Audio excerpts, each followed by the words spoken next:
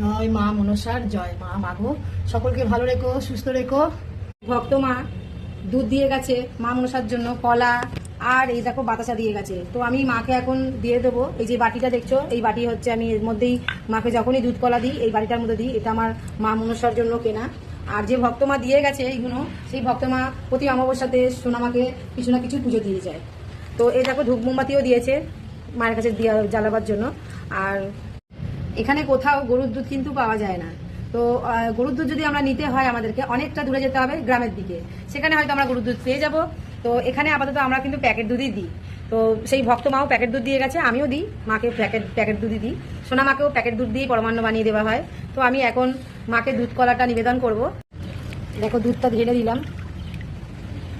দুধের মধ্যে দেখো কলা দিলাম, ভক্ত মা দুটো কলা দিয়ে গেছে।